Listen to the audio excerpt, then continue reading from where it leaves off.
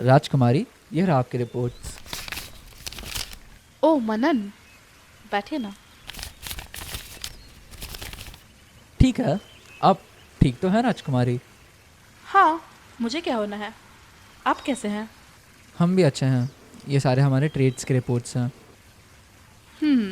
तो राजकुमार मनन, हमारे देशों में जो रिसेंट ट्रेड इश्यूज थे उनका क्या सॉल्यूशन निकला?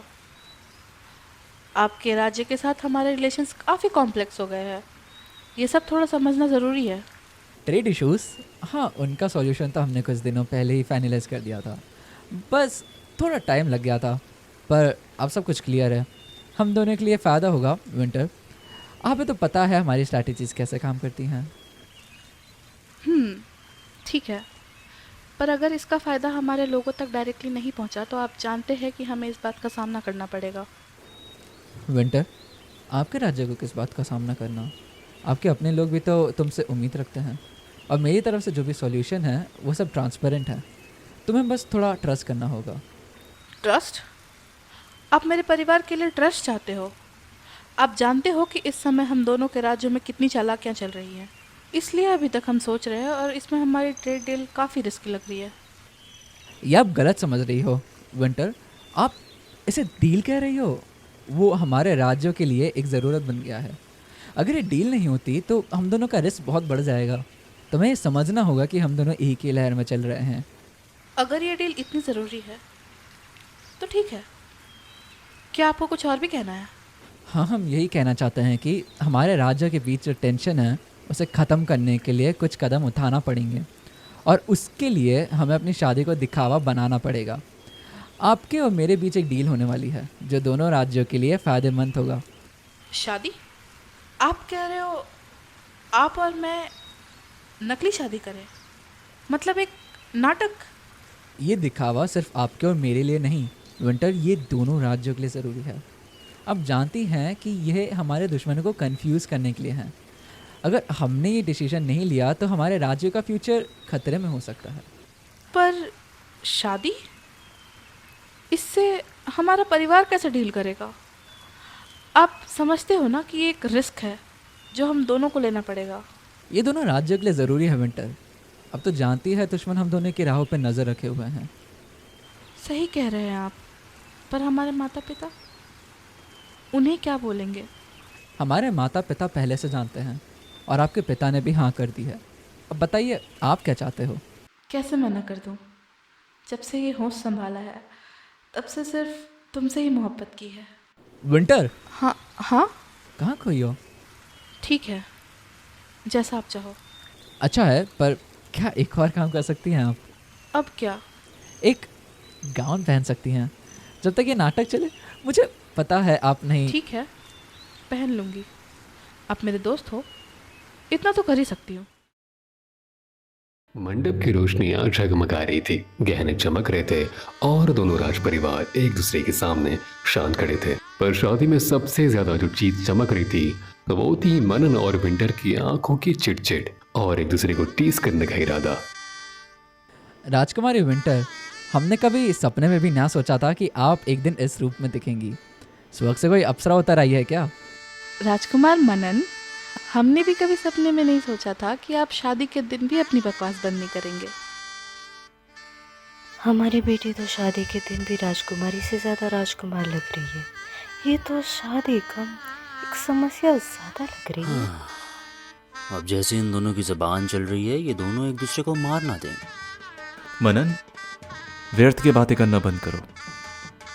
मंत्र शुरू हो चुके हैं। जी पिताजी, हम तो बस अपने होने वाली महारानी से थोड़ी मस्ती कर रहे थे। महारानी सिर्फ जब तक ये नाटक चले राजकुमार। बात सिर्फ नाटक तक ही रहे तो अच्छा है राजकुमारी।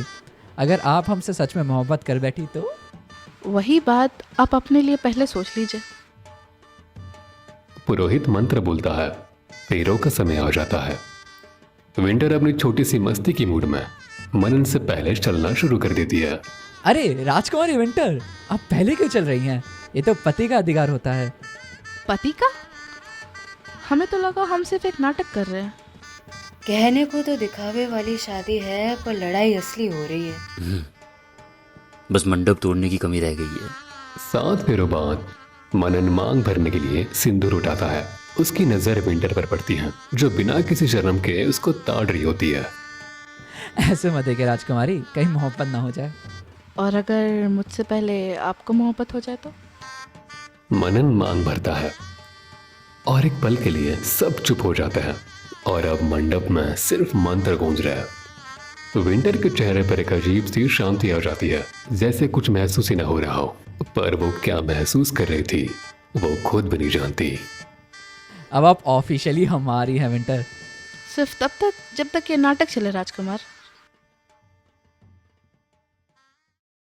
मनन एक बड़े आईने के सामने खड़ा हो जाता है। उसकी छवि एक ऐसे योद्धा की तरह झलक रही है जो युद्ध के लिए बिल्कुल तैयार है। विंटर उसके पीछे खड़ी है, उसके कवच को मजबूती से बांध रही है। उसकी आंखों में एक तेज दृढ़ निश्चय की चमक है। हमें भी साथ ले चले मनन, हम भी लड़ सकते हैं। नहीं, तुम यहाँ रहोगी। पर क्यों? हम सिर्फ एक राजकुमारी नहीं, एक योद्धा भी हैं। और एक महारानी भी। तुम्हारी जगह युद्ध के मैदान में नहीं, यहाँ है। अगर हम महारानी हैं तो हमें अपने राजा के साथ होना चाहिए। अगर तुम रानी हो तो राज्य का भी ध्यान रखना तुम्हारी जिम्मेदारी है। हम सब सिपाही युद्ध के मैदान में होंगे। अगर किसी और राज्य ने हमारे महल पर आक्रमण कर दिया तो? हम अपने राज्य को अकेला नहीं छोड़ेंगे। इसलिए हमने कुछ सिपाहियों को यहाँ छोड़ने का फैसला किया है, जो तुम्हारे अधीन रहेंगे। तुम इस राज्य की सुरक्षा संभालोगी। आप चाहते हैं कि हम सिपाहियों के पीछे छुपकर बैठे रहें? नहीं, हम चाहते हैं कि जब हम लौट कर आएँ तो हमारा महल और हमारी विंटर सुरक्षित हो। अगर हमने आपके वचन का पालन किया तो आपको भी एक वचन देना होगा। और वो क्या है? आप जीत कर लौटेंगे, कोई बहाना नहीं चलेगा। हम वचन देते हैं, पर बस एक शर्त पर। अब क्या? जब हम वापस आएँ तो तुम हमें बिना किसी आपत्ति के गले लगाओगी। अगर आप जल्दी नहीं लौटे तो हमें वो भी करने की ज़रूरत नहीं पड़ेगी। तब तो हमें और भी जल्दी लौटना पड़ेगा। वो अपनी तलवार उठाता है, अपने कमर के बेल्ट से बांधता है और एक गहरी सांस लेता है। वो जाने के लिए मुड़ता है, लेकिन बाहर कदम रखने से पहले वो दरवाजे पर रुक जाता है। हमें इंतज़ार रहेगा विंटर। विंटर ने अपनी मुट्ठियां कांस ली। उसका दिल जोरों से धड़क रहा था जब उसने उसे हालवे में खो जाते हुए देखा। वो उसके साथ लड़ना चाहती थी, लेकिन उससे भी ज्यादा वो चाहती थी कि वह वापस आ जाए, सुरक्षित। विजय सिर्फ उसका। अगर आपको हमें यहाँ रखना है तो आपको अपनी जान की रक्षा भी उसी वचन के साथ करनी होगी मनन।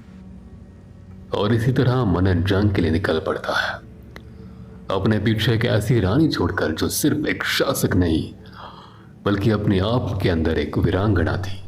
एक ऐसी रानी जो सिर्फ सिंहासन चलाना नहीं जानती थी बल्कि तलवार उठाना भी जानती थी।